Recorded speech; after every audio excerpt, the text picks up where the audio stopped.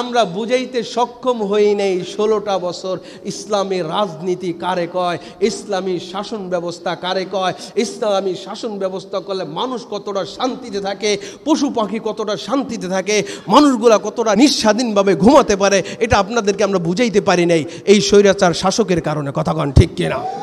জীবদ্দশায় যে রাজত্ব দিয়েছিলেন মুহূর্তের উপর, ওই রাজত্বের কাজ আল্লাহ তাআলা সুলাইমান আলাইহিস সালামের ভেতরে দিয়ে আল্লাহ তাআলা করাই দিয়েছিলেন, যেটা আর ইতিহাসে কাউকে আর দেয়নি। আমি ভোট না দিতে গেলে কেন্দ্রে কেন তোমার ছেলে ভোট দিতে আসলো না, গেলাম এবার কেন্দ্রে ভোট দেওয়ার জন্য, মনে করলাম কেন্দ্রে তো ভোট আরও দিছি, দিলে তো একটা পর্দা থাকে, আমি যার মনে হয় তারে দিব, আমি আরেক জায়গায় দিব, যেই জায়গায় মন চাবে, এটা হলো আমার স্বাধীনতা। কিন্তু মাশাআল্লাহ কেন্দ্রে যায় দেখি 2-4 আজরাইল আমার সামনে খাড়া, 2-4 আজরাইল সবার ধাক্কা দিয়ে কয় মুফতি সাহেব হুজুর আহেন।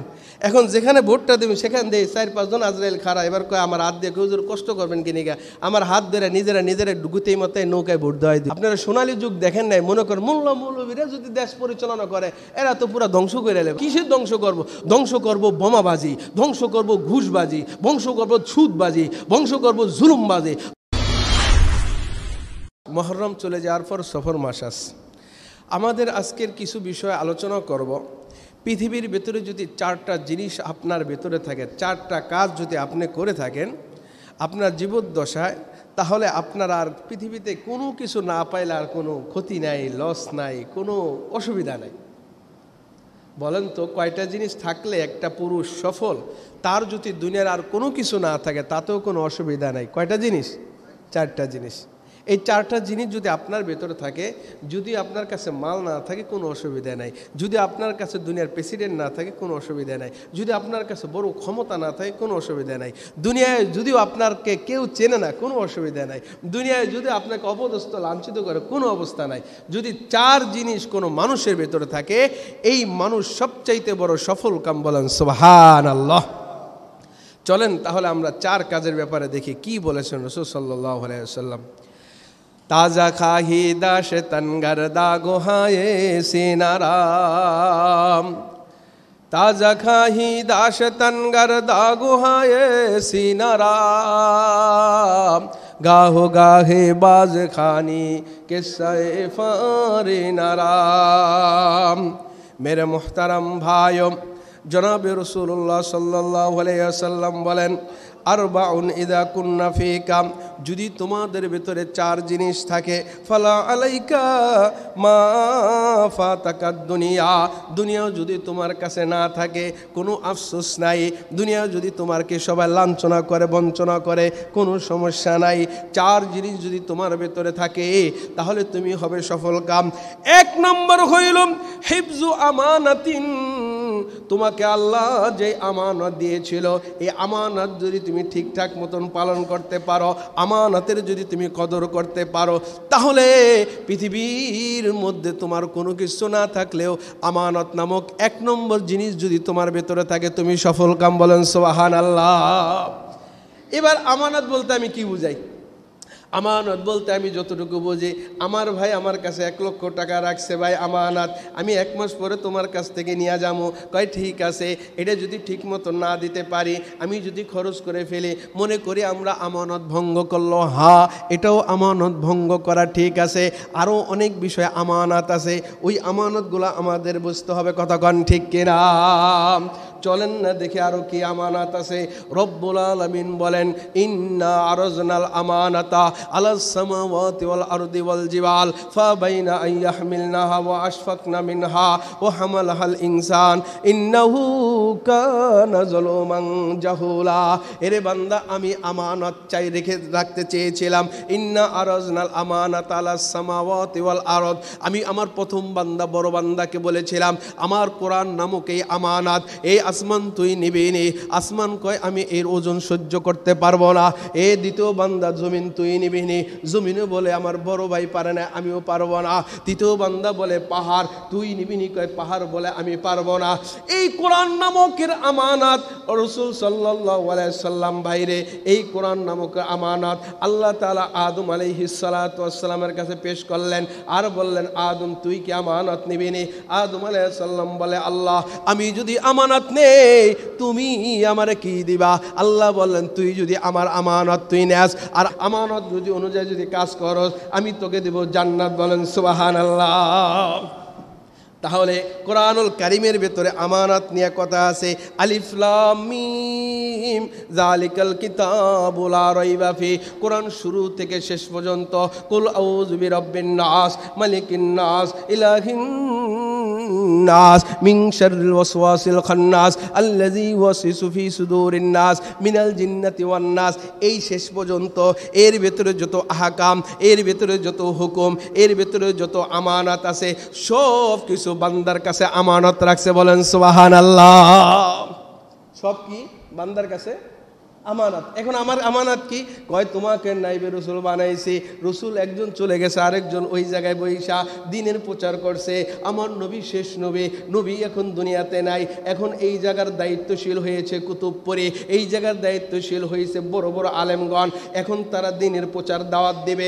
কিন্তু বিগত 16টা বছর পর্যন্ত কোরআনের যে দাওয়াত, কোরআনের যে আহকামগুলা সম্পূর্ণভাবে কেউ বয়ান করতে পারে নাই। আরে কোরআনের ভেতরে যদি কোনো জিহাদি আলোচনা আছে, কোরআনের ভেতরে যদি কোনো ইসলামী খেলাফতের ব্যাপারে কোনো আইন আছে, কোনো আলোচনা আছে, ইমাম সাহেবকে বন্ধ করে দিয়েছে, কোনো ইমাম সাহেবের চাকরি চলে গেছে, কোনো ইমাম সাহেবের জিহ্বাটা কেটে দিয়েছে, কোনো ইমাম সাহেবকে ঘুম করে রাখা হয়েছে, কোনো ইমাম সাহেবকে হত্যার বই দেখা হয়েছে, কোনো ইমাম সাহেবকে জেলখানার ভেতরে বন্দি করা হয়েছে। বলেন ঠিক কিনা? এই 16 বছরে আমানত আমাদের কাছে রাখছে। 16 বছর আমানত কেউ পূর্ণাঙ্গ বয়ান করতে পারে নাই। বয়ান যখন করতে গেছি, কমিটির সভাপতি সেক্রেটারি সাহেব লিখে দিছে, হুজুর আসমানের উপরে যা আছে তা নিয়ে বয়ান করেন, কবরের ভেতরে যা আছে তা নিয়ে বয়ান করেন, নামাজ নিয়ে বয়ান করেন, জিকির নিয়ে বয়ান করেন, রোজা নিয়ে বয়ান করেন, হজ নিয়ে বয়ান করেন, এটা নিয়ে করেন, ওটা নিয়ে করেন। খবরদার খবরদার, রাজনীতি নিয়ে আলোচনা করেন না। এই রাজনীতি কোরআনের ভেতর আছে না নাই? আছে না নাই? রবিজি যদি রাজনীতি না থাকতো তাহলে মক্কা বিজয় কেমনে করে? এই যে মক্কা বিজয় কেমনে করে? রাজনীতি যদি না থাকে, নবীজি কেন 27টা যুদ্ধের নেতৃত্ব দান করে? বলেন না সুবহানাল্লাহ। রাজনীতি না থাকলে ওমরের জমানায় কেন বাঘ আর ছাগল এক গাঁটা পানি খায়? আবু বকরের জমানায় যাকাত দিতে কেউ অস্বীকার করলে তার বিরুদ্ধে যুদ্ধের ঘোষণা কেন হয়? ওসমানের জমানায় কেন হয়? আলীর জমানায় কেমন হয়?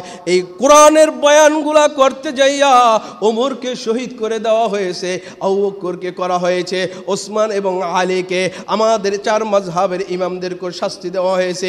ইমাম আজম আবু হানিফাকে জেলখানায় বন্দি করতে করতে মারা হয়েছে, ইমাম শাফিকে মারা হয়েছে, ইমাম আহমদ ইবনে হাম্বলকে মারা হয়েছে, ইমাম মালিক রহমতুল্লাহকে মারা হয়েছে। আমরা যদি তাকাই, আমাদের পূর্বর হাজী শরিয়াতুল্লাহ রহমতুল্লাহের বংশের মানুষরা বিগত 2 বছর করে এক একজন জেল খাটতে হয়েছে। আমরা যদি আরও দূরের দিকে তাকাই, আমাদের হোসেন আহমদ মাদানী রহমতুল্লাহ আলাই, তিনিও জেল খাটছেন, তার পূর্বপুরুষরা জেল খাটছেন, রশিদ আহমদ গঙ্গে জেল খাটছেন, হাজি ইমদাদুল্লাহ মুহাজির মক্কি রহমতুল্লাহ আলাই জেল খাটছেন, আরও যত বুজুর্গরা আছে বড় বড়, কাসেম নানুফ থেকে শুরু কইরা সবাই জেলখানাগুলো খাটছেন। বর্তমানে বাংলাদেশে আমরা যদি দেখে থাকি, আহমদ শফি রহমতুল্লাহ আলাইর সুযোগ্য খলিফা জুনায়েদ বাবুনগরী জেল খাটছেন, এই বর্তমানে আল্লামা মামুনুনগরী জেল খাটছেন। এমনকি পৃথিবীর ইতিহাসে প্রখ্যাত আলেমে দ্বীন আল্লামা দেলাওয়ার হোসেন সাঈদীকে যদি কোনোদিন এত বয়ান করছে, কোনোদিন তার বয়ান মুখ থেকে শুনতে পারে নাই। কেন পারে নাই?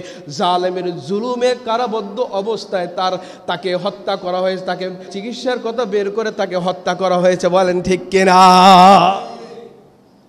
এটা জুলুমের কারণে। আমানত, এই আমানতগুলো যদি আমরা বয়ান না করি তাহলে আমরা ধরা খাইতাম। কিন্তু আল্লাহ তাআলা এখন আমাদের একটু সুযোগ করে দিয়েছেন। 16 বছর পরে আমানত, আল্লাহর যে আমানত ছিল, এই আমানতগুলোকে সুন্দরভাবে বয়ান করার জন্য। কথা বলেন ঠিক কিনা? কোরআনের বহুত কথা আছে আমরা বলতে পারি নাই। বহুত আলেম একটা কিতাব লেখছেন, আধা রাতের বন্দিনী, মাওলানা আমিনুল ইসলাম সাহেব, সেই যে বইটা লেখার পরে বন্দি করে রাখছে জেলখানায়, আর বের করে নেই। দোষ কি? বই লেখলো কা? ইসলামী খেলাফত, ইসলামী শাসন হইলে বা এই সম্বন্ধে কিতাবটা লেখছে, তাকে বন্দি করা হয়েছে। এবং হক কথা যারা বলতে গিয়েছে তাদেরকে প্রত্যেকের নামে 10টা 20টা 30টা করে মামলা দেওয়া আছে। এই জন্য সবাই হক কথা বন্ধ করে দিয়েছে। আমরা যতগুলা সেকশনে আমরা কাজ করেছি, আমরা ওয়াজ মাহফিলে দিনের কাজ করতে গেছি, সেই জায়গায় একটা না একটা আজরাইল নামক আওয়ামী লীগ আছে, যে জায়গায় বইলা দিছে খবরদার কোরআনের রাজনীতি নিয়ে বয়ান করেন না। কথা কন ঠিক কিনা? কি বয়ান বন্ধ করতে পারছে কিনা? আমরা পাইছি, আপনারা তার বয়ান করতে জানলে আমরা পাইছি। এমনও জায়গায় বয়ান করে আমাদেরকে পালাই আসতে হয়েছে টাকা ছাড়া, ভাত খাওয়া ছাড়া, কারণ আমাদেরকে মেরে ফেলবো। কি অপরাধ? আপনি একটুখানি রাজনীতির বয়ান মাঝখানে ঢুকে গিয়েছিল, রাজনীতির বয়ান একটু ঢুকে গিয়েছিল, এই জন্য এটা কোনো অপরাধ? আল্লাহ তাআলা আপনাকে আমাকে এই জালেম সরকার থেকে আমাদেরকে হেফাজত করছে, সকলে বলে আমিন। বহুত জালেম, বহুত এক একটা জালিয়াতের কথা যদি বয়ান কেউ করে আর শেষ হবে না, ঘন্টার পর ঘন্টা মানুষ বয়ান করবে, এবং ইতিহাস সাক্ষী 16 বছরের বয়ান যদি একদম কিয়ামত পর্যন্ত বয়ান করে, তার জালেমের শেষ হবে না। এত বড় জুলুম কারছিলেন তিনি। আজকে আমরা সচক্ষে দেখবেন, এটা আমি বলি না, কিন্তু কি অবস্থাটা দুনিয়াতে ছিল। হ্যাঁ, মানুষ কথাই ভুলে গেছে মিয়া, জানেন? মানুষ যে সত্য কথাগুলো, হক কথাগুলো বলবে, এই প্রত্যেকটা বক্তারা ভুলে গেছে এগুলা।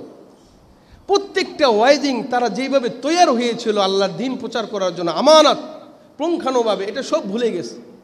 কারণ হয়তো মসজিদের কমিটির থেকে আবার আওয়াজ আসবে যে আপনি সুদ নিয়ে কিন্তু বয়ান করেন না, আপনি কিন্তু ব্যবসায়ী নিয়ে বয়ান করেন না। কিনে সবাই হলো আমরা ব্যবসায়ী, সবাই সুদি, সবাই ঘুষি। এমন একটা পরিস্থিতি হয়েছে, যেই সেক্টরের ভেতরে আছে সবাই চাপের ভেতরে আছে। আলহামদুলিল্লাহ আমার এই মসজিদের ভেতরে 2, 4, 5 জন ইউনিয়নের চেয়ারম্যান বয়ান হচ্ছে, কোনোদিন এটা বাধা দেয় নাই। এই জন্য ধন্যবাদ জানাই সবাইকে, বলেন আলহামদুলিল্লাহ। আমি শুকরিয়া আদায় করি, আমার কমিটিরও জিন্দগিতে বলে নেই, যতটুকু পারছে। তারপরও তো নিজের ভেতরে ভয়, আমার তো দেশ গ্রামে থাকতে হইব, আমার তো দেশে থাকতে হয়, বাড়িতে থাকতে হয়। আমি আমার ভয় নিয়ে যতটুকু বলছি, যতটুকু আল্লাহ বের করছে, আমি ইচ্ছা না করলো আল্লাহ বের করছে, এটাও আল্লাহ তাআলার হাজার শুকরিয়া। তো 1 নম্বর হলো আমানত।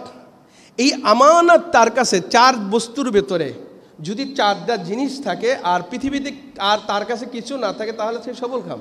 1 নম্বর হলো আমানত। আমানতগুলা যদি দেশের সরকারের কাছে যে আমানত রেখেছিল, পুরো বাংলাদেশকে তার কাছে আর আমানত আল্লাহ তাআলা দিয়েছিলেন।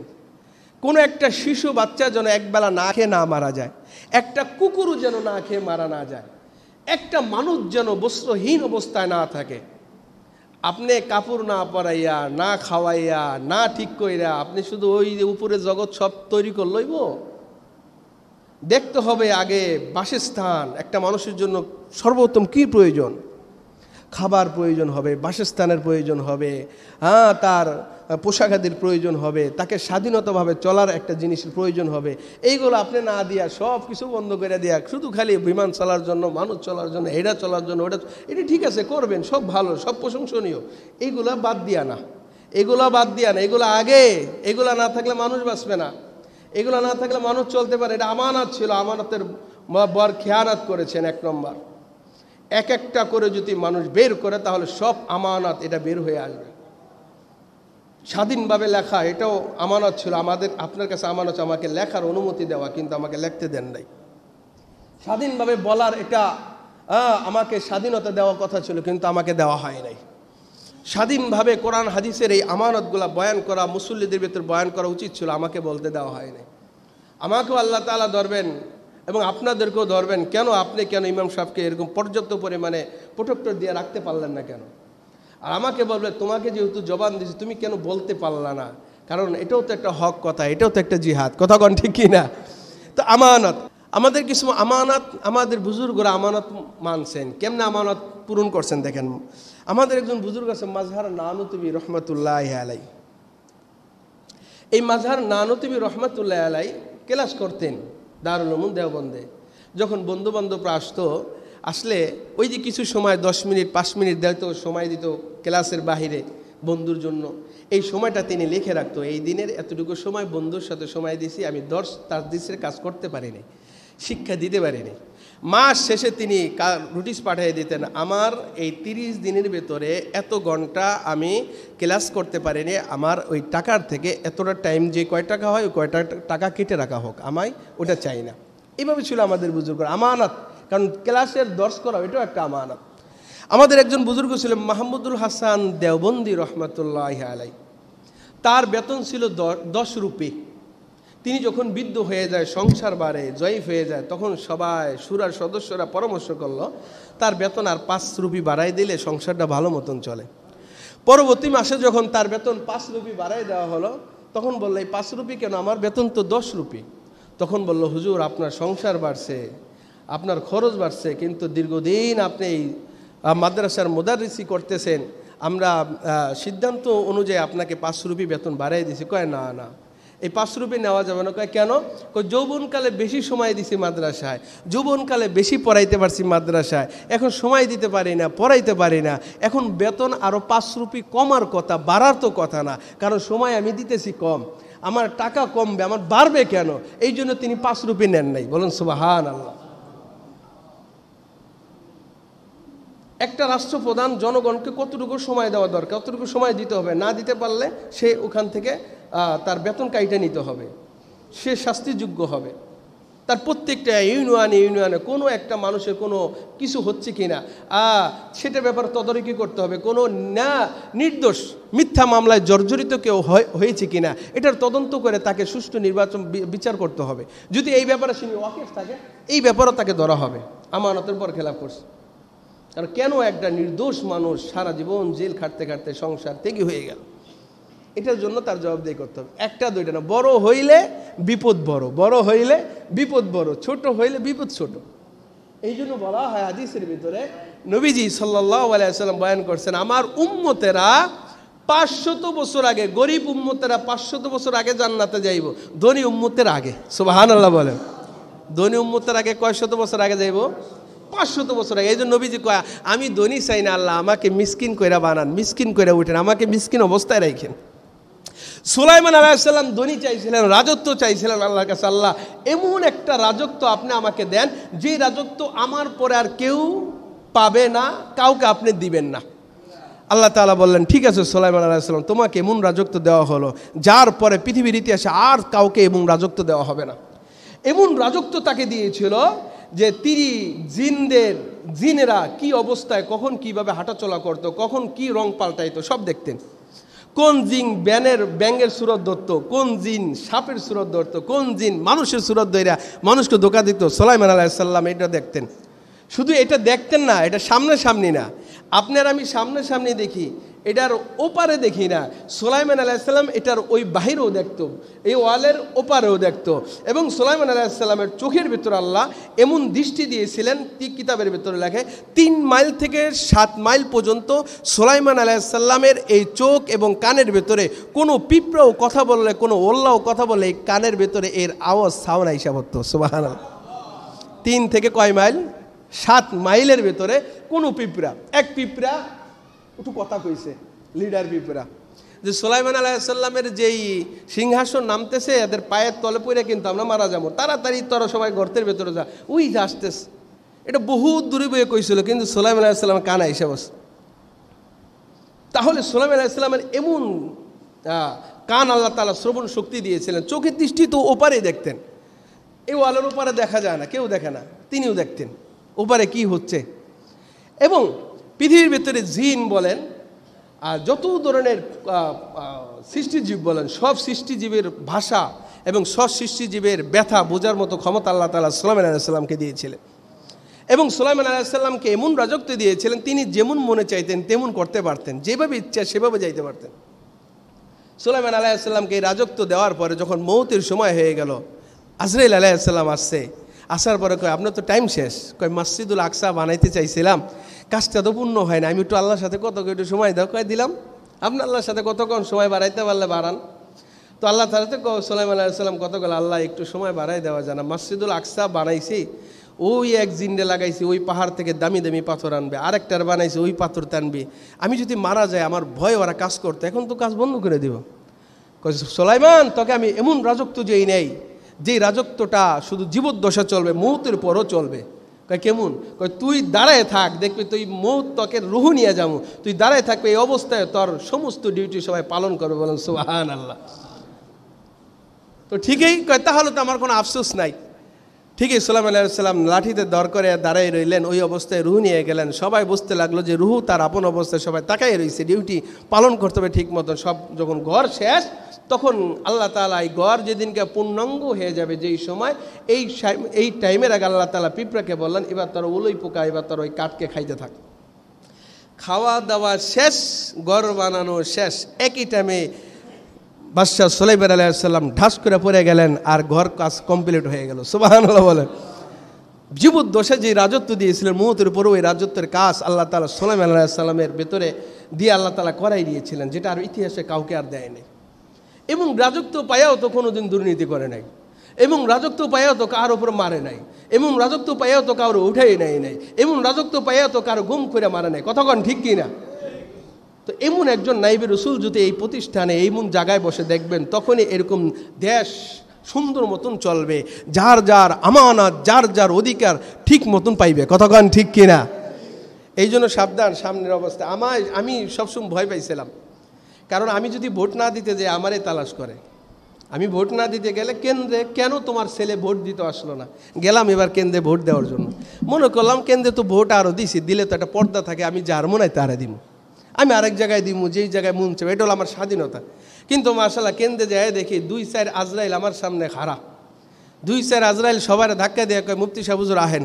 এখন যেখানে ভোটটা দেবেন সেখান দিয়ে 4-5 জন আজরাইল খাড়া। এবার কয় আমার হাত দিয়ে, হুজুর কষ্ট করবেন কিনি গা, আমার হাত ধরে নিজেরা ডুগুতেই মতো নৌকায় ভোট দেওয়াই দিল। আমি এমন কষ্ট পাইতেছি, আর এই পর্যন্ত এত পেরেশানি ভেতরে আছে। যত বড় নাফরমান, যত বড় যা জুলুম করে সব গুনাহ আমার নামে একটা অংশ চলে আইব, কারণ আমার দ্বারা ভোট দেওয়াইছে। তারপরে এখানে মাফ চাওয়ার অপশন আছে, যে আমি জোর করে দেইনি, আমাকে জোর করানো হয়েছে। তারপরে তো ভয়ে আমি অস্থির ছিলাম, আমাকে কি কাজটা না করাইছে, এতটুকু স্বাধীনতা আমাকে দেওয়া হয় নাই। তো আল্লাহ তাআলা এমন এক জালেম সরকারকে আমাদের থেকে দূর করেছেন। আমরা এখন চাই ওমরের মতো একজন সরকার। কথা কন ঠিক কিনা? ছোট কেউ যদি একটা থাপ্পড় দেয়, কোনো মানুষ যদি কার উপর জুলুম করে, ওমরের মতো চক্ষু রাঙ্গানিতে যেন সে বিনিশ হয়ে যায়। কথা কন ঠিক কিনা? ওমরের মতো একজন শাসন দরকার এখন। হইলেই দেখবেন সোনালী যুগ কারে কয়। আপনারা সোনালী যুগ দেখেন নাই, মনে করেন মোল্লা মৌলবীরা যদি দেশ পরিচালনা করে, এরা তো পুরো ধ্বংস করে নেবে। কিসের ধ্বংস করব?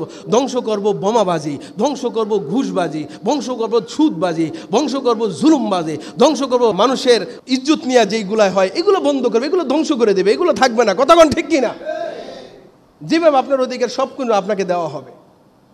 কিভাবে ইসলাম প্রতিষ্ঠিত করলে দেশ শান্তিতে চলবে, এটা আল্লাহর রাসূলকে আল্লাহ তাআলা শিখিয়েছেন। এর চাইতে সুন্দর আর কেউ চালাইতে পারবে? তাহলে সেটাকে আমরা ঘৃণার নজরে দেখি। কেন? আমরা বুঝাইতে সক্ষম হই নাই 16টা বছর ইসলামী রাজনীতি কারে কয়, ইসলামী শাসন ব্যবস্থা কারে কয়, ইসলামী শাসন ব্যবস্থা করলে মানুষ কতটা শান্তিতে থাকে, পশু পাখি কতটা শান্তিতে থাকে, মানুষগুলা কতটা নিঃস্বাধীনভাবে ঘুমাতে পারে, এটা আপনাদেরকে আমরা বুঝাইতে পারি নাই এই স্বৈরাচার শাসকের কারণে। কথা কন ঠিক কিনা? বুঝাইতে পারিনি কোনোদিন। আল্লাহ তাআলা যদি এবার আমাদেরকে মাফ করে, যদি আমরা কিছু কথা বলে। 2 নম্বর, অসিদ্ক হাদিসিন, সত্য কথা, সত্যবাদিতা। যদি কারো ভেতরে আমানত এবং সত্যবাদিতা থাকে, তাহলে এই মানুষটার 2টা মেডেল সে পেয়ে গেল। এই মিথ্যা কথা করার কারণে, সত্যবাদী না থাকার কারণে আল্লামা দেলার হোসেন সাইদি কিন্তু জেলখানায় কারাবদ্ধ অবস্থায় মরতে বেরিয়েছে। কথা কন ঠিক কিনা? ভালো ভালো আল্লামা মামুনুল হক, জুনায়েদ বাবনগরী, বড় বড় আলেমরা এই মিথ্যা মামলা, সত্যবাদিতা না থাকার কারণে তাদের কিন্তু এই জেল জুলুম হয়েছে। কথা কন ঠিক কিনা? এই সত্যবাদিতা। একটা সত্য কথা হইল আসিদকু ইউনজি ওয়াল কিযবু ইহলিক, সত্য তোমাকে মুক্তি দিবে, মিথ্যা তোমাকে ধ্বংস করবে।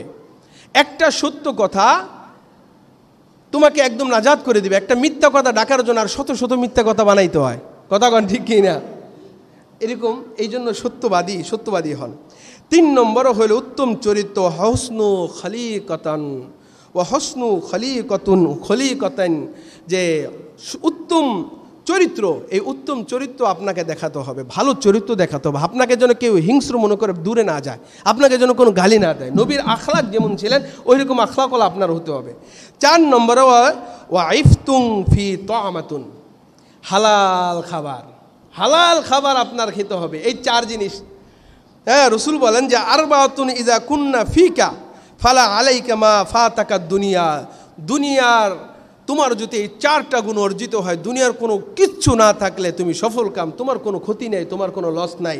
1 নম্বর হইল আমানতদারি রক্ষা করা, 2 নম্বর হলো সত্যবাদিতা, 3 নম্বর হলো উত্তম চরিত্র, 4 নম্বর হালাল খাবার, পবিত্র খাবার খাওয়া। এখন দেখবেন যারা যত টাকাওয়ালা, যারা যত রাজনীতিবিদের ভেতর উচ্চ লেভেলের ওয়ালা, তাদের টাকাটা তত হারাম, তাদের টাকাটা তত নাপাকি, তাদের টাকাটা তত খারাপই। কেন বলবেন? কারণ তাদের টাকার যে বেতন পায়, ওই বেতন সিগারেটের পিছনে এক সন্ধ্যার বেলা খরচ হয়ে যায়। কিন্তু এরপরে টাকা দিয়ে কেন কানাডায় বাড়ি করে, দুবাইতে কেমনে বিল্ডিং করে, ঢাকার ভেতরে 10টা 50টা বিল্ডিং কেমনে করে।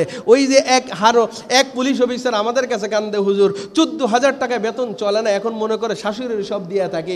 আগে ঘুষ খাইছিলাম, ভালো আছিলাম, মা মনে করছে ভালো টাকা কামায়, শ্বশুর শাশুড়ি দেয় না, আমারই দেয়। কিন্তু যখন সব কিছু ছেড়ে দিয়েছি, এখন এই সামান্য টাকা মারে যখন দেয়, মা মনে করে কি মনে করে যে এখন শ্বশুর শাশুড়ি দেয়। আসলে কিন্তু তা না, এখন আমি সব কিছু ছাইরা দিছি।